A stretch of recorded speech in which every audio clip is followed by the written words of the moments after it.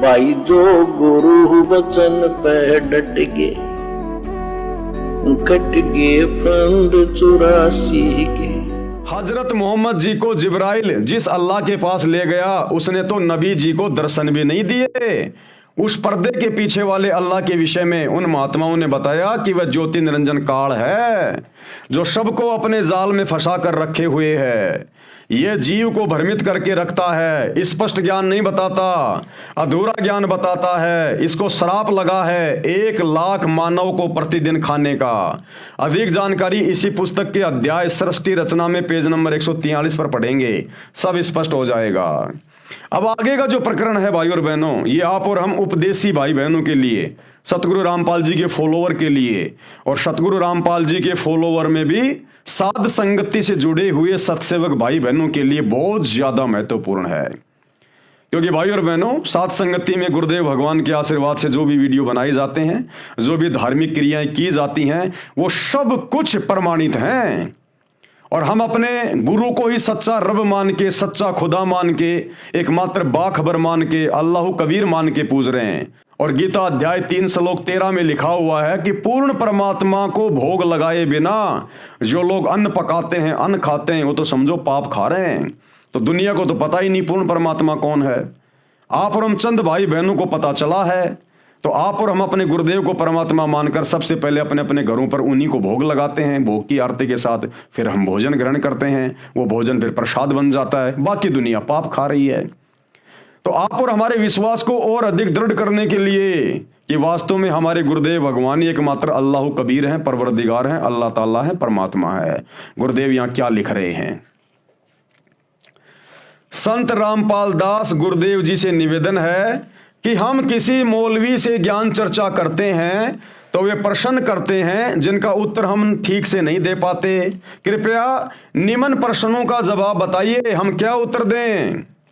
प्रश्न किया है, यदि खुदा कबीर है तो आप बाखबर संत रामपाल जी की पूजा अर्थात इबादत क्यों करते हो?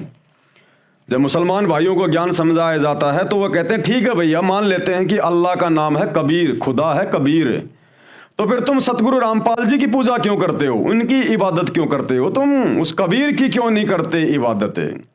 तो गुरुदेव ने क्या कहा? बहुत से हमारे मुस्लिम भाइयों का कहना है कि यदि खुदा कबीर साहिब हैं तो आप संत यानी बाखबर रामपाल जी महाराज जी की फोटो की इबादत क्यों करते हो? रामपाल दास यानी गुरुदेव ने क्या कहा? उनका उत्तर इस प्रकार दो। कैसे उत्तर? पहले आप ये समझें कि पूजा तथा सत्कार में क्या भेद है। सुनो, जैसे पत्नी अपने पति के लिए समर्पित होती है, उसकी पूजा करती है, परंतु सत्कार यानी सम्मान यथोचित सबका करती है, सलाम सबको बोलती है, किसी को सत्कार देना पूजा में नहीं गिना जाता। जिस महापुरुष ने सच्चे खुदा की सच्ची राह बताई है, उसने मानव का महा उपकार किया है, उनका सत्कार करना हमारा फर्ज बनता है। यानी गुरुदेव भगवान अपने आप को स्पष्ट रूप से खुदा नहीं बताएंगे, क्योंकि काल के साथ इनका एग्रीमेंट है। और वैसे भी भाई और बहनों, अगर गुरुजी खुद अपने आप को खुदा कहने लग जाएं तो भी ये दुनिया नहीं मानेगी। इसलिए परमात्मा दुनिया को ज्ञान समझाने के लिए अपने आप को खुदा ना कहकर अपने से अन्य किसी और को खुदा बता के अपने प्रवचन करता है, सत्संग सुनाता है। लेकिन आगे गुरुदेव ने संकेत भी कर दिया कि तुम्हारा गुरु कौन है, सतगुरु रामपाल जी क्यों कौन है और क्यों हम उनकी इबादत करते हैं। आप मुसलमान 4 किताबों को तो सत्य मानते हैं। नंबर 1 कुरान, नंबर 2 तौरात, नंबर 3 जबूर, नंबर 4 इंजल अर्थात बाइबल।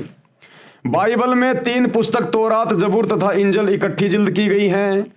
बाइबल को अलग ग्रंथ नहीं है, यानी बाइबल कोई अलग ग्रंथ नहीं है, उन तीनों मुसलमानों की पुस्तकों का ही संग्रह है। आप जिन्हें बाइबल में सृष्टि रचना पढ़ी, जो तौरात पुस्तक में लिखी है, उसमें वर्णन आता है कि परमेश्वर ने आदम को मिट्टी से उत्पन्न किया, फिर सब फरिश्तों को बुलाया तथा कहा कि आदम आदमी को सजदा करो।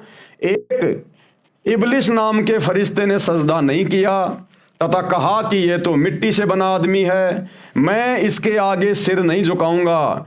बार बार कहने पर भी उसने परमेश्वर का हुक्म नहीं माना तो उसे जन्नत से निकाल दिया, वह शैतान कहलाया।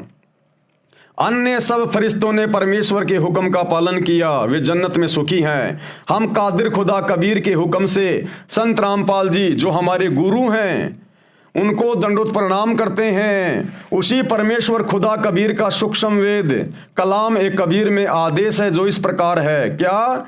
कबीर गुरु गोविंद कर जानियो, यानी गुरु को ही भगवान परमात्मा अल्लाह मान के चलना है। और रही है शब्द समाए, जो ज्ञान और भक्ति वो दें उसी में रह के अपनी इबादत करनी है। और मिलें तो दंडवत बंदगी, गुरु चाहे कहीं भी मिल जाए उसी समय उनको दंडवत प्रणाम करना है, नहीं तो पल पल ध्यान लगाए, अन्यथा उन्हीं का चिंतन मनन करते रहो, उन्हीं की महिमा करते रहो। कबीर गुरु मानुष कर जानते, जो अपने गुरु को अपने बाखबर को अपने जैसा इंसान मानेगा, माँ के गर्भ से जन्म लिया हुआ मानेगा। नर कई अंध, वो तो महामूर्ख प्राणियों की श्रेणी में समझे जाएंगे।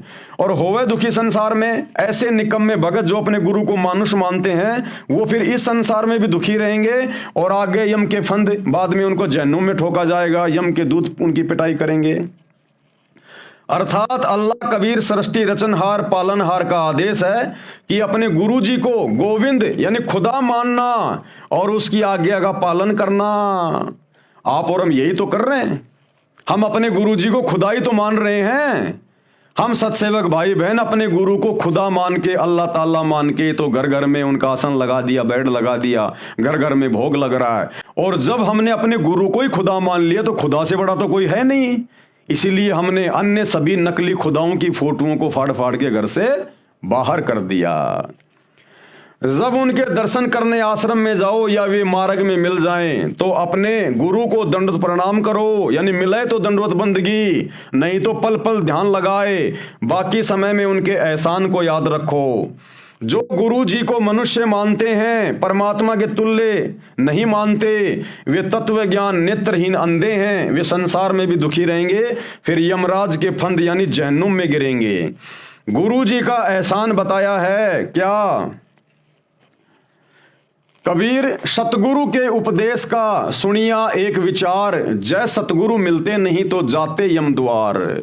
यानी गुरु भगवान का कितना एहसान है हमारे ऊपर, उनकी कितनी बड़ी मेहरबानी है। अगर सतगुरु हमें ना मिलते, ये बाखबर, ये तत्वदर्शी संत यदि आज हमें ना मिलते तो हमें शैतान के षड्यंत्र का पता नहीं चलता और हम शैतान के षड्यंत्र में फंस के अंत में यमदूतों के हाथ में लग जाते। कबीर सतगुरु के उपदेश का लाया एक विचार, जय सतगुरु मिलते नहीं तो जाते यम के द्वार, जहन्नुम में जाते। कबीर यम द्वार में दूत सब, फिर उस नरक में जहन्नुम में वो यम के दूत करते खेचा ताण, वो हमारी पिटाई करते, दुखी करते और उनसे कभू न छूटता फिर फिरता चारू खान। और उनसे फिर हम बच नहीं पाते। नरक भोगने के बाद फिर 84 लाख योनियों में गधा कुत्ता सुअर बनने के लिए आना पड़ता, फिर फिरता चारों खान। कबीर चार खाने में भरमता कभू न लगता पार, और 84 लाख योनियों में आने के बाद फिर वो भक्ति नहीं कर पाता, इबादत नहीं कर पाएगा, फिर वो भटकता रहेगा, दुखी होगा, कष्ट भोगेगा। क्योंकि गधा कुत्ता सुअर कोई भी पशु पक्षी इबादत नहीं कर सकता। उनके अंदर अब वो बुद्धि नहीं है, वो सामर्थ्य नहीं है जो वो अल्लाह को पहचान सकें, बाखबर को पहचान सकें, सत्संग सुन सके, भक्ति कर सकें। उन पशु पक्षियों में फिर वो इल्म नहीं होता। और 100 फेरा सब मिट गया मेरे सतगुरु के उपकार, लेकिन मेरे सतगुरु से उपदेश लेने के बाद 84 लाख योनियों में जानने का वो मेरा चक्कर समाप्त हो गया। कबीर 7 समुद्र की मसी करूं, लेखनी करूं बन रहा है। कहते हैं अपने सतगुरु के गुण यदि मैं लिखने लगूं तो कहते हैं 7 समुद्रों की मैं स्याही बना लूं, इंक बना लूं और लेखनी करूं बन रहा है। और धरती के जितने भी पेड़ हैं यदि मैं उनकी वो कलम बना लूं, पेन बना लूं और पूरी धरती का कागज करूं, पर गुरु गुण लिखा ना जाए, ऐसे समर्थ गुरु की मैं क्या महिमा लिखूं, लिख ही नहीं सकता। जिसने मुझे ऐसे ऐसे दुखों से, कष्टों से, जहन्नुम से, 84 लाख योनियों से मुझे बचा लिया। अगर एक जानवर का जीवन लिखने लग जाऊं, एक कुत्ते की जीवनी लिखने लग जाऊं, इतनी मोटी किताब भर जाएगी। पूरे जीवन में कितना दुखी होता है, कितना परेशान होता है, सर्दी गर्मी बरसात में क्या खाता है, क्या पीता है, कैसे मरता है, खुजली लग जाती है, कीड़े पड़ जाते हैं, कोई इज्जत नहीं है, कोई भी ठोकर मार देता है। अगर एक कुत्ते का जीवन लिखने बैठ जाएं इतनी मोटी पुस्तक बन जाएगी। ऐसे यदि 84 लाख योनियों में जितने भी प्राणी हैं यदि उनके दुखों के विषय में लिखने लग जाएं तो अगर पूरी धरती का कागज कर लूं, पूरी धरती के पेड़ों का यदि पेन बना लूं और पूरे समुद्र की शाही बना लूं तो वो खत्म हो जाएंगे, लेकिन वो कष्ट लिखते लिखते समाप्त नहीं होंगे। तो कहते हैं मुझे उस बाखबर ने, उस सतगुरु ने, अल्लाह ताला ने मुझे उन तमाम कष्टों से बाहर कर दिया अपनी शरण में लेके। तो बताओ कैसे महिमा लिखूं उसकी, मैं कैसे लिखी जा सकती है उसकी महिमा, ये कहा गया है। अर्थात सतगुरु जी से दीक्षा लेने से क्या लाभ हुआ और यदि सतगुरु ना होता तो फिर क्या हानि होती, वह बताई है कि यदि सतगुरु जी नहीं मिलते तो दोजख यानी नरक की आग में जलते, यम के दूत पिटाई करते, फिर पशु पक्षी कीड़े आदि के जीवनों में कष्ट भोगते। ये सब कष्ट सतगुरु जी के उपकार से समाप्त हो गए। ऐसे सच्चे पीर का गुण लिखने लगूं तो सारे पेड़ों की कलम घिस जाए, यदि 7 समुद्रों की जितनी मसी इंक हो वह समाप्त हो जाए और धरती जितने क्षेत्रफल का कागज लूं वह समाप्त हो जाए, तो भी गुरु जी के उपकार का वर्णन नहीं हो सकता। संत रामपाल दास जी हमारे सतगुरु सच्चे पीर हैं, उनका सत्कार सजदा करके करना उपरोक्त उपकार के कारण फर्ज बनता है। ये तो केवल सतगुरु रामपाल जी भगवान अपने आप को छुपाते हुए मुसलमान धर्म के भाई बहनों को, जो अभी सच्चे ज्ञान की पहली सीढ़ी पर भी नहीं है, इसलिए उनको समझाने के लिए अपने आप को छुपाते हुए इस प्रकार से लिख रहे हैं। अन्यथा सतगुरु रामपाल जी भगवान स्वयं ही अल्लाह कबीर हैं और एकमात्र यही इबादत ही है, इनके अलावा और किसी की इबादत नहीं करनी, ना कोई योग्य है ना कोई समर्थ है। जब आप इनके शरण में आओगे तब आपको पता चलेगा। फिलहाल तो आपको समझाने के लिए भी अपने आप को छुपा के लिख रहे हैं। गुरु जी को दंडवत प्रणाम करने का कबीर खुदा परमेश्वर का आदेश यानी हुक्म है, उसको पालन करना अनिवार्य है, नहीं तो शैतान की पदवी मिलेगी। आदेश का पालन करने से जन्नत मिलेगी, इसलिए हम अपने सतगुरु को दंडवत करते हैं। जो गुरु वचन पे डट गए, कट गए फंद 84 के, कट गए फंद 84 के, कट गए फंद 84 के।